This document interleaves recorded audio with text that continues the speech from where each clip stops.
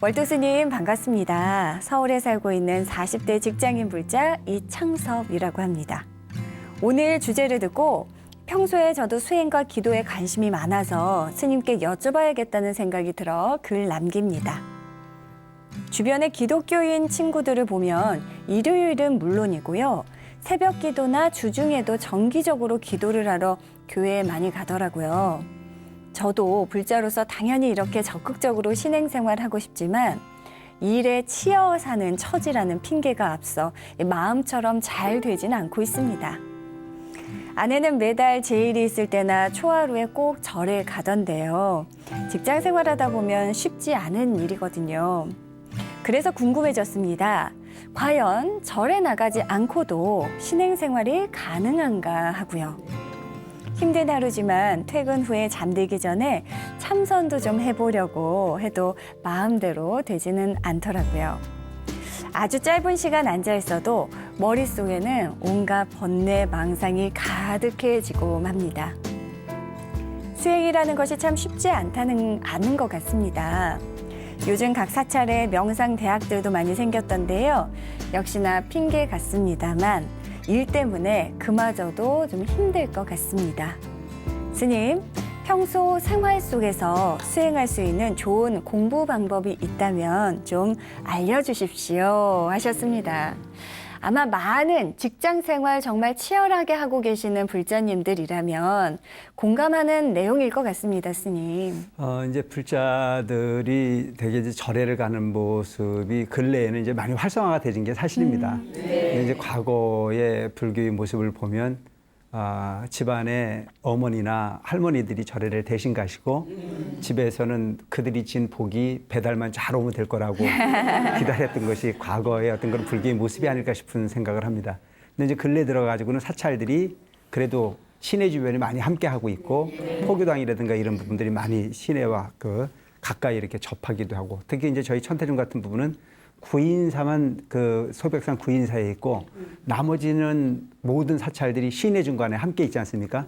주경 야선이라 낮에 움직여서 실행하고 저녁에 그 마음을 닦을 수 있는 어떤 그런 환경으로 지금 변화를 추구하고 있고 그 부분이 지금 천태중의 어떤 그런 신도 저변에 큰 역할을 하고 있다고 생각하고 있는데 그와 같은 부분을 예견하신 것이 우리 천태중을 중창하셨고 구인사를 창건하신 상월원각 대비사님의 어떤 그런 원력과 해안이 아닐까 싶은 생각도 하게 합니다. 근데 이제 그런데도 불구하고 이렇게 시내 중간에 아주 불자들이 가까이에 사찰들이 많이 만들어져 있는데도 불구하고 선뜻 마음을 내는 것 자체가 그렇게 쉽지 않은 것이 현실이기도 합니다. 근데 대개 보면 수행이라고 하는 부분 또 불교의 어떤 그런 생활이라는 자체가 절집에서만 이루어지는 건 절대 아닙니다. 사사불공이면 처처불생이다 그런 말이 있습니다. 가는 곳마다 내 마음이라는 자체가 부처님 마음으로 일관하고 부처님 마음으로 계행을 생각하고 부처님을 일구어심 증명하고 생각한다면 가는 곳마다 법당이고 가는 곳마다 부처님 가피가 함께하는 건 당연하다라고 하는 가르침이 있습니다.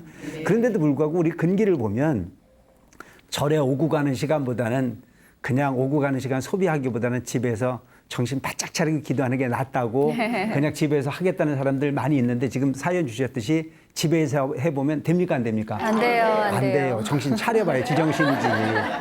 그러니까 예를 들어서 내가 오늘 저녁에 관세음보살을 한 30분이라도 좀 부르고 자야 되겠다 하는 생각을 해가지고 부르겠으면 침대가 유혹을 하고 텔레비전이 유혹을 하고 온갖 데 유혹을 해서 단 5분도 못하고 나가 떨어지는 경우가 많지 않습니까?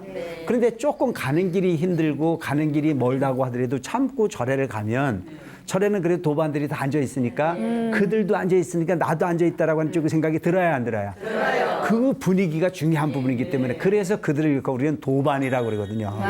스승이라고 하는 것이 말씀을 하시고 법을 가르치는 스님만이 스승이 아닌 그 도반까지도 나의 도를 일깨워 줄 수 있는 스승의 역할을 함께하고 있다고 볼 수가 있습니다.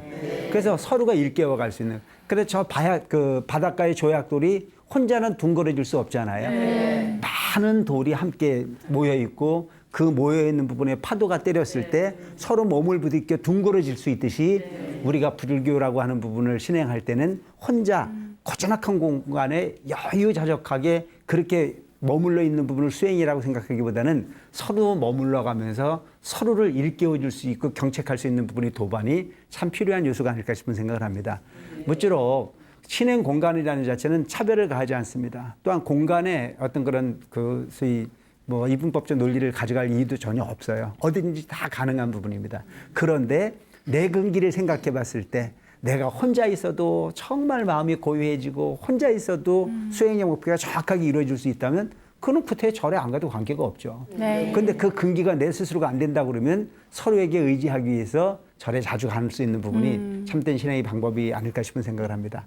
그다음에 불교라고 하는 부분이 기본적으로 보면 이 말이라고 하는 부분은 언어라고 하는 부분은 들어야 언어가 되는 거 아닙니까? 그래서 부처님 가르침의 첫째가 뭡니까? 성문입니다.